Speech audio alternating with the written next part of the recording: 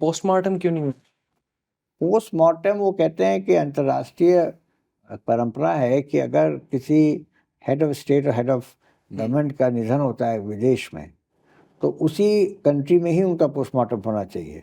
अच्छा। हमारी सरकार रिक्वेस्ट कर सकती थी कि हमारे वहाँ पे एम्बेसी रिक्वेस्ट कर सकती थी कि आप यहाँ पोस्टमार्टम करा लीजिए, क्योंकि देश में लाने के बाद अगर बॉडी को का करते हैं तो उस देश के लिए वो थोड़ी सी इंसल्टिंग है कि भाई हमारे देश में हुआ, आप हम पे शक कर रहे हैं, तो उनको ही कह देते तो कर देते। ऐसे सुनने में आया कि उन्होंने शायद पोस्टमार्टम के लिए पूछा था, लेकिन हमारे एम्बेसडर ने मना कर दिया। अच्छा, हमारे एम्बेसडर ने मना कर दिया? रशियन ने कहा था हम पोस्टमार्टम कर। पूछा किसने था? रशियन कोई ऑफिसर थे। हाँ, उज्बेकिस्तान में।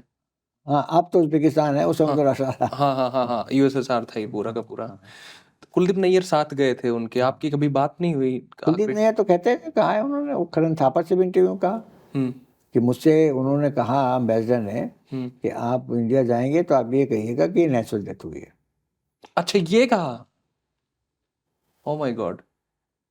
राजनारायण कमेटी से आप मिले नहीं कभी? नहीं, मैं तो कभी बात नहीं हुई ऑफ द कफ या इस मैं तरीके तो I was not even here. मैं तो वोल्टास में नौकरी करता था उसमें, इंदौर में।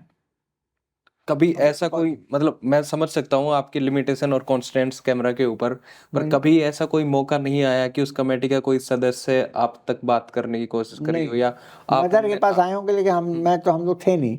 मैंने बताया, मैं तो सन 77 में तो मैं वही 28-29 का था, और अपने पत्नी और बच्चों के साथ, मेरे 2 बच्चे थे उस समय, आप तो 3 हैं, तो वहाँ इंदौर में पोस्टेड थे। शुरू नौकरी शुरू की थी उसमें। अच्छा।